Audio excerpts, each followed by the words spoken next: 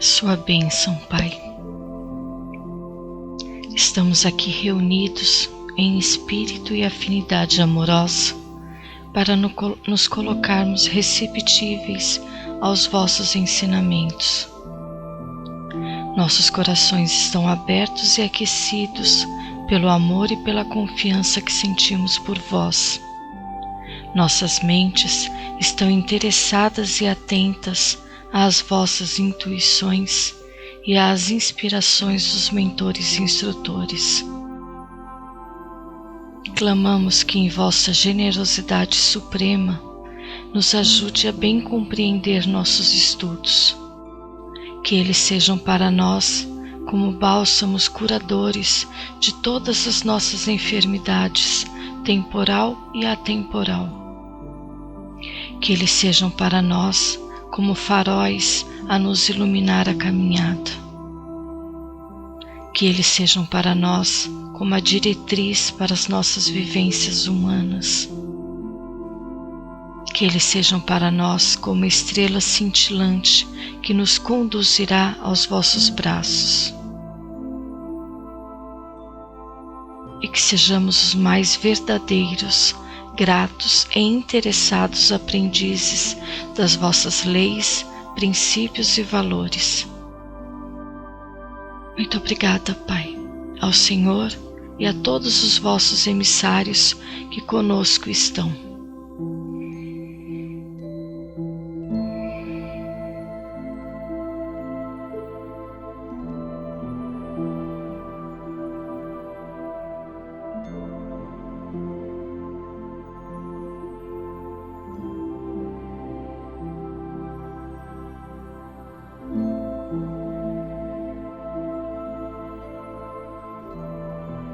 O orgulho vos induz a julgar-se mais do que sois, a não suportardes uma comparação que vos possa rebaixar, a vos considerardes, ao contrário, tão acima dos vossos irmãos, quer em espírito, quer em posição social, quer mesmo em vantagens pessoais, que o menor paralelo vos irrita e aborrece.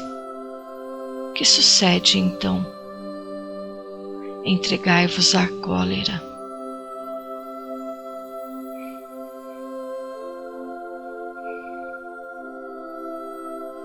O Evangelho segundo o Espiritismo, capítulo 9, item 9.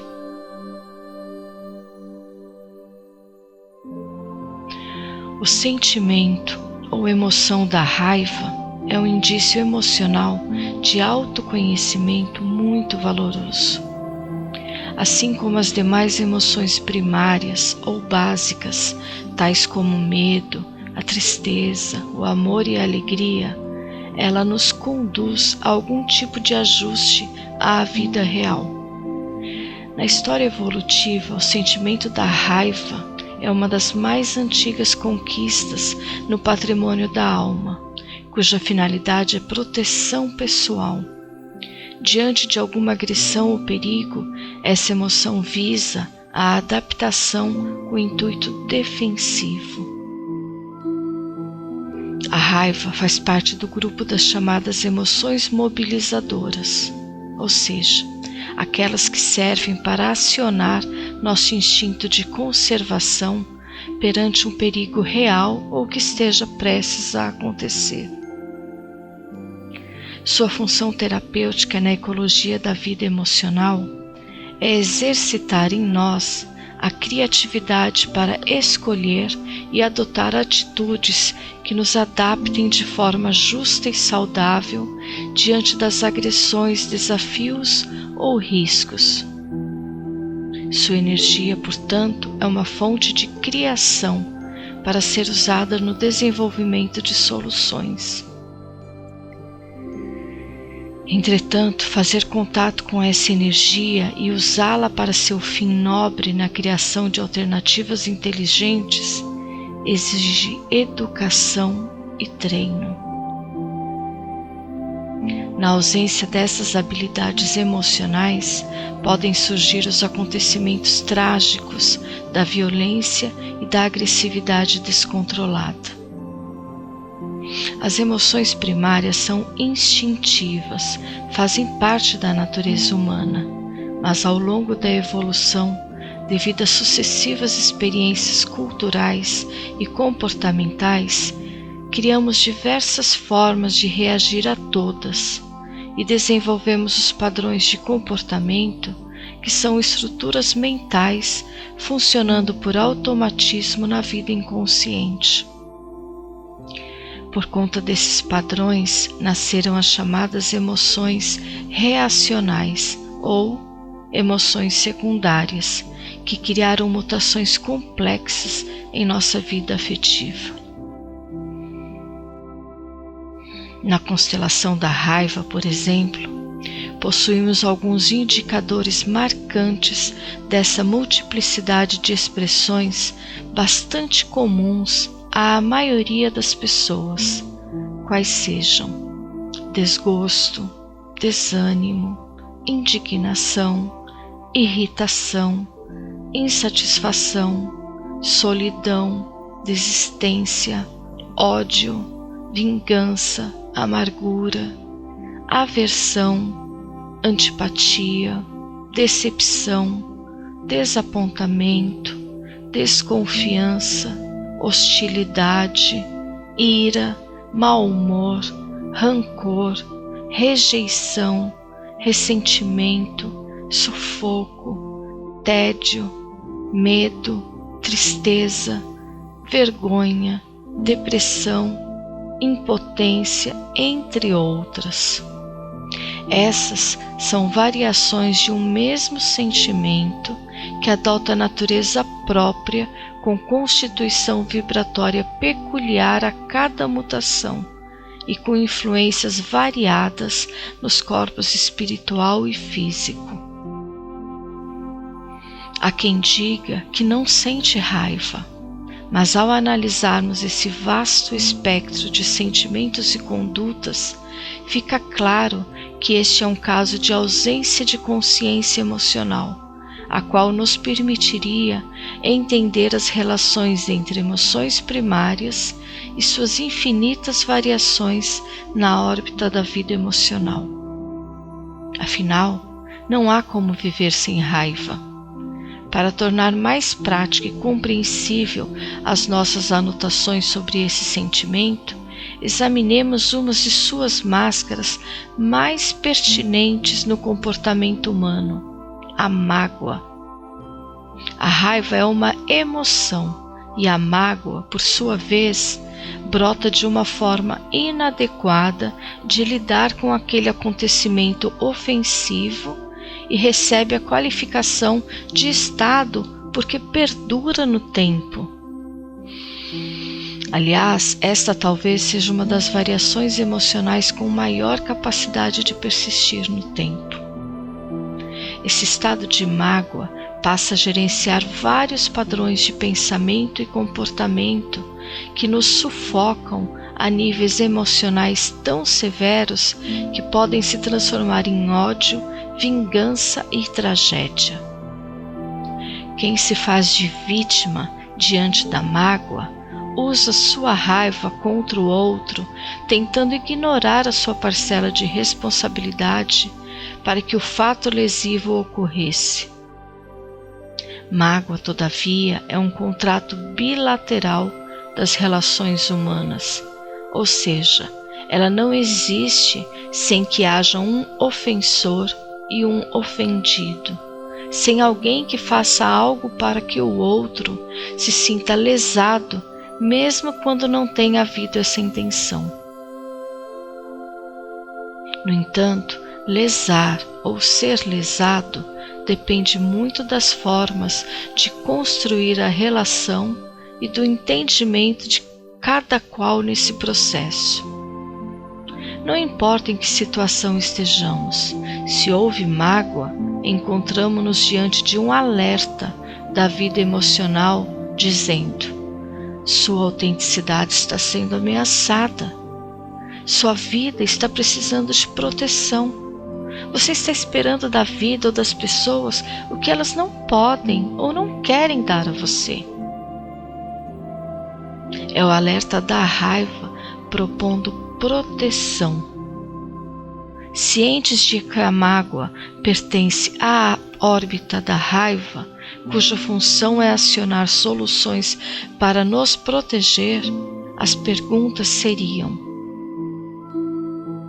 o que a mágoa sufoca em mim? Que lesão essa mágoa causou em mim para que eu me sinta ofendido? Que alternativas na conduta posso adotar para evitar a natureza das lesões que me magoaram? Com as respostas a essas perguntas, podemos encontrar caminhos criativos de saída para a raiva, porque ela será direcionada para desenvolver um processo interior de criatividade a respeito do acontecido e formular ações eficientes e protetivas. Por outro lado, ao nos abstrairmos desse uso terapêutico e libertador, encarceramo-nos no calabouço da ofensa e sofremos a tortura da dor e do ressentimento.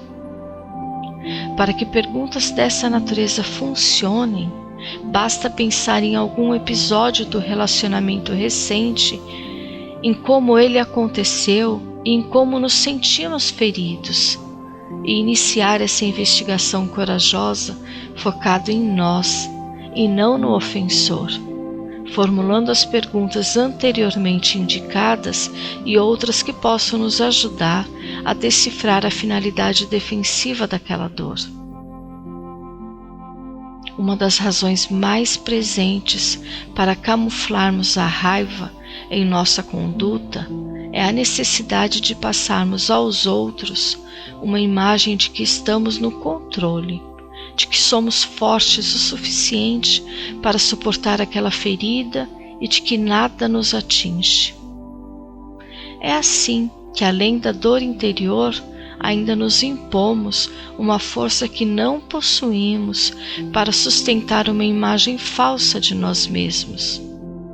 Isso aumenta ainda mais o ciclo de raiva e sofrimento, porque o ressentimento não é outra coisa senão a lesão que nos imputamos a nós mesmos por não sabermos lidar bem com a lesão que o outro deixou em nós. Podemos concluir, depois desse exame singelo sobre a mágoa, que a raiva mal orientada, por certo, é um dos sentimentos que mais nos afasta de nós mesmos, de nossa autenticidade, de nossa real condição interior, e nos fragiliza e agride em contextos que não estamos nos dispondo a avaliar. Não será exagero afirmar que quando a raiva se apodera de nosso coração em relação a alguém, existe uma enorme chance de estarmos decepcionados com nós mesmos. E isso é bem mais difícil e desconfortável de examinar, considerando que o padrão mental do orgulho é um dos gestores mais habituais da mágoa. O orgulho vos induz a julgar-vos mais do que sois, a não suportardes uma comparação que vos possa rebaixar, a vos considerardes, ao contrário, tão acima dos vossos irmãos, quer em espírito, quer em posição social, quer mesmo em vantagens pessoais, que o menor paralelo vos irrita e aborrece. Que sucede então? Entregai-vos à cólera. Como é raro admitir em nós a existência daquilo que dizem sobre nós, ou ter a coragem de saber usar com habilidade a raiva diante dos golpes da vida, para encontrar caminhos inteligentes que nos coloquem em condições de crescer e avançar. As hostilidades da vida, que nos causam tanta dor e descontrole, são como um buril que visa lapidar nossas arestas, transformando-nos em diamantes ricos de beleza, que possam refletir a luz celeste do bem e do amor. Tudo depende de como nos comportamos diante das lapidações que a vida nos apresenta.